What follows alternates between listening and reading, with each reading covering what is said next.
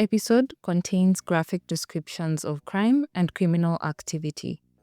Listeners' discretion is advised for children under the age of 18 and for individuals who may be sensitive to the episode's details.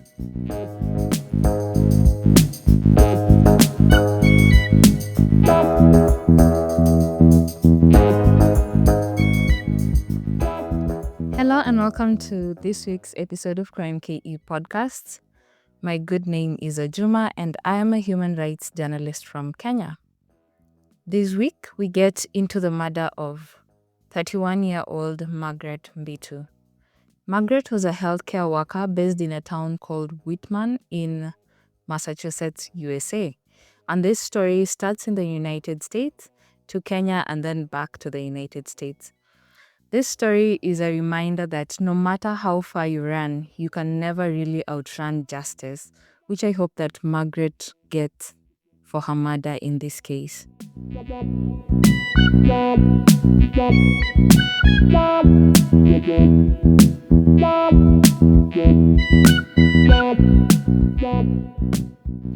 In the evening of November 1st, 2023, at around 6:30 p.m., Massachusetts State Police responded to a call from the Boston Logan International Airport central parking garage.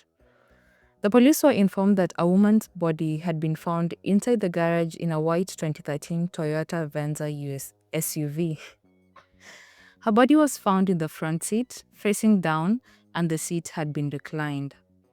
She had stab wounds in the face and neck, and it looked like she had been left there in a pool of her own blood for a very long time. The woman was quickly identified as a missing healthcare worker, Margaret Mbitu, who had been reported missing 2 days earlier.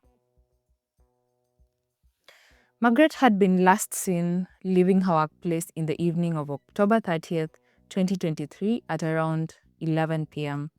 She worked in healthcare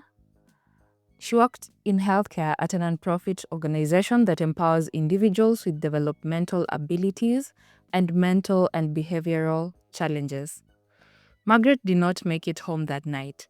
Her family knew immediately that something was wrong because Margaret would always communicate, and it was unusual for her to disappear without communicating.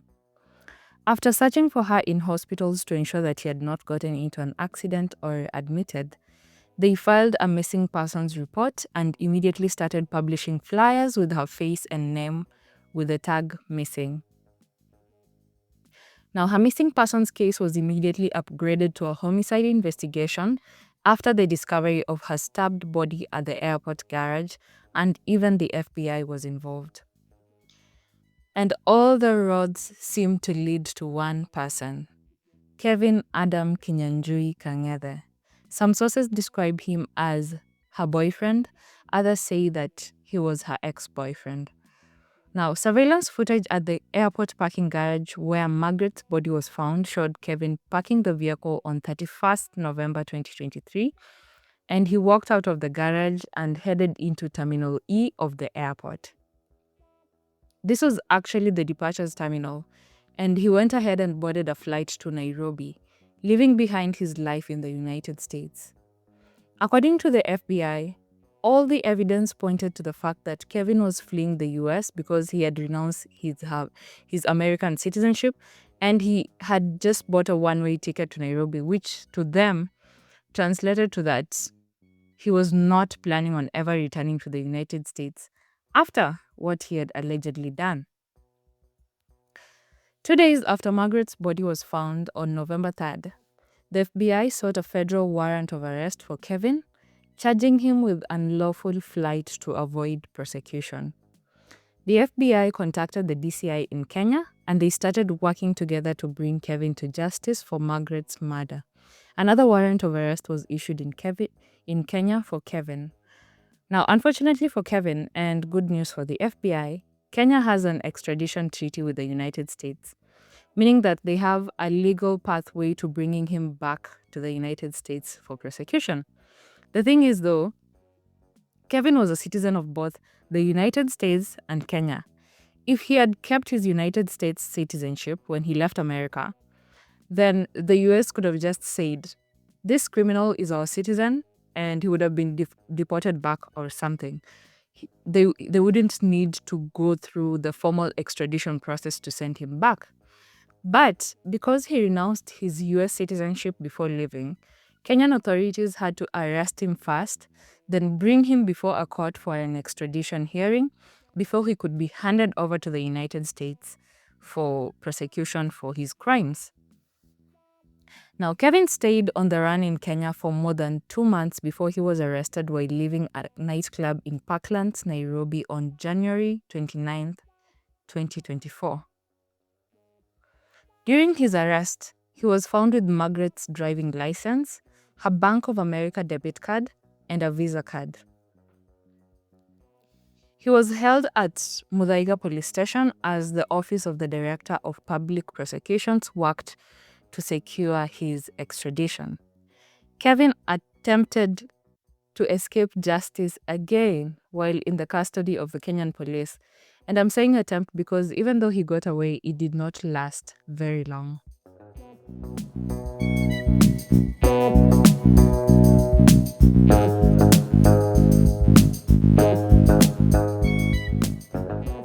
According to a statement from the DCI, at around 4 p.m. on February 8th of 2024, a man identified as John Maina Ndegwa walked into Muthaiga Police Station.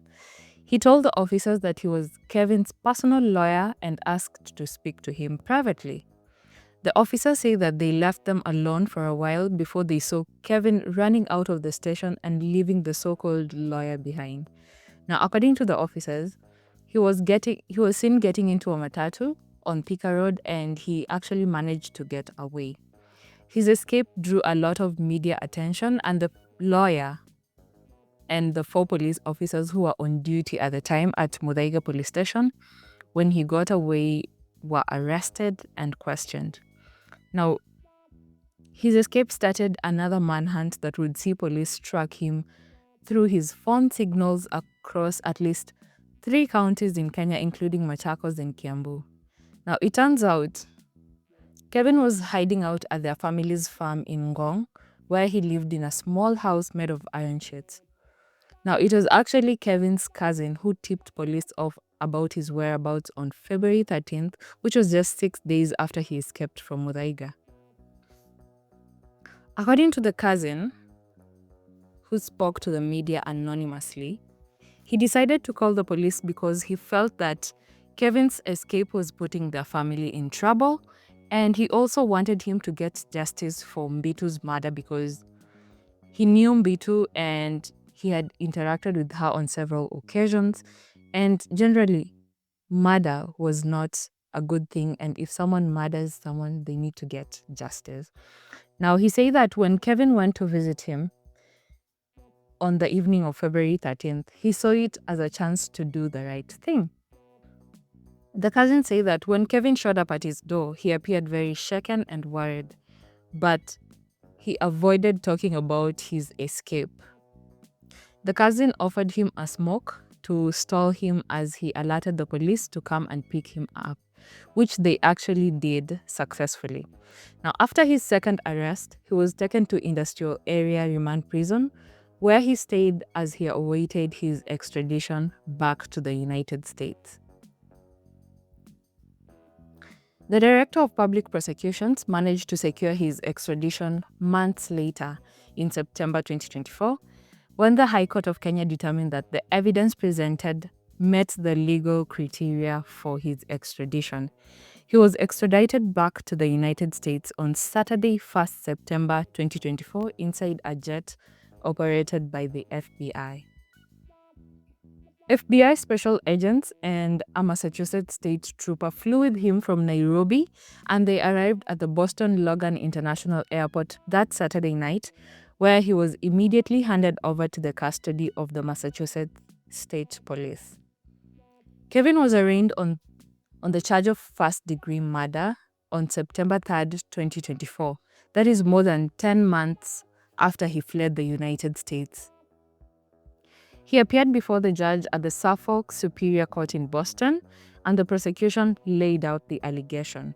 According to the lead prosecutor, a man named Mark Lee, on October 30th, 2023, 41-year-old Kevin took a cab from his home in Lowell, Massachusetts to Margaret's workplace.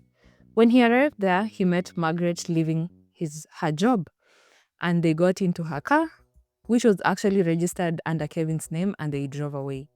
Now, somewhere between picking her up and driving her home, Kevin stabbed Margaret using a knife in her car at least 10 times in the face and the neck.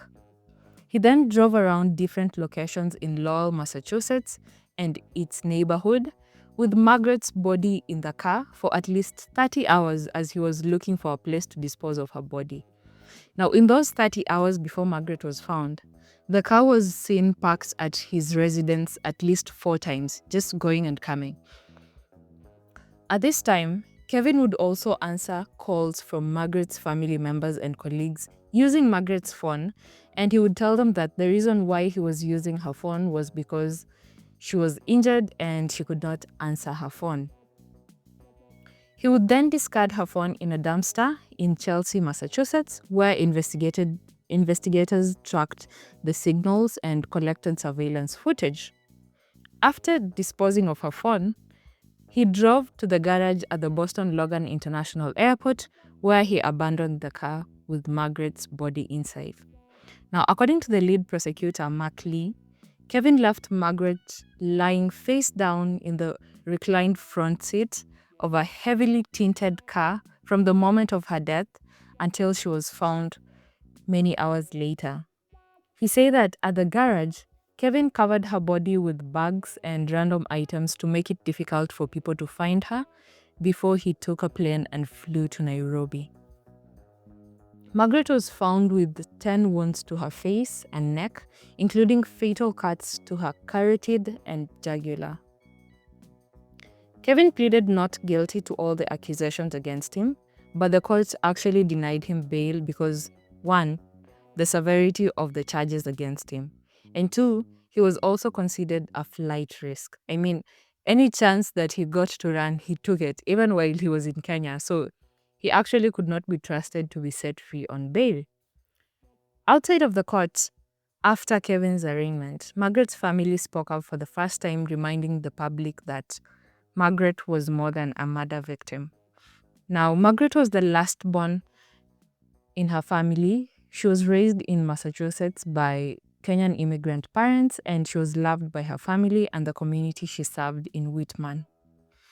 Her family described her as a kind young woman who had big ambitions of starting her own business.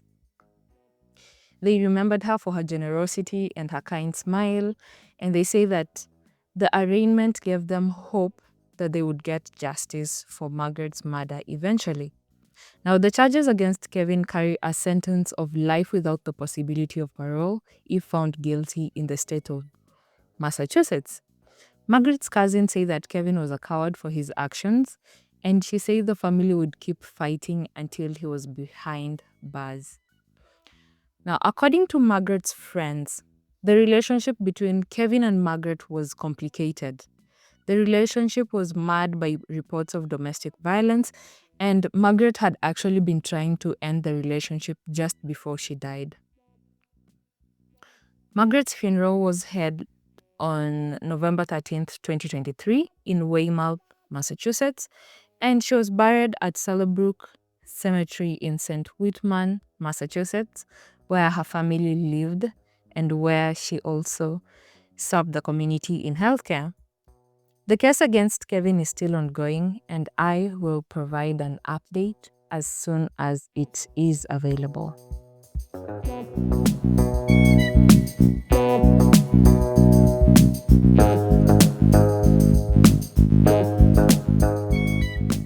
Thank you for staying with me until the end of this episode. You can support Krime KE podcast by sharing this episode with your friends to help us build a larger community to listen to these cases. On TikTok and Instagram, we are at krime.ke. On Facebook, you can find me at Ajuma Millicent. I have tagged the podcast contact information and social media pages on the show notes of this episode so that it is easier for you to reach out if you have any feedback on this episode or the podcast in general. We also have a WhatsApp number, which I have put in the show notes of this episode. You can send in voice messages, suggest cases, and give feedback. Don't forget to give the podcast a 5-star rating on Spotify and catch the next episode of Krime KE podcast on Thursday next week on the same platform that you're listening from right now. But until then, stay safe and remember, it is crime with a K.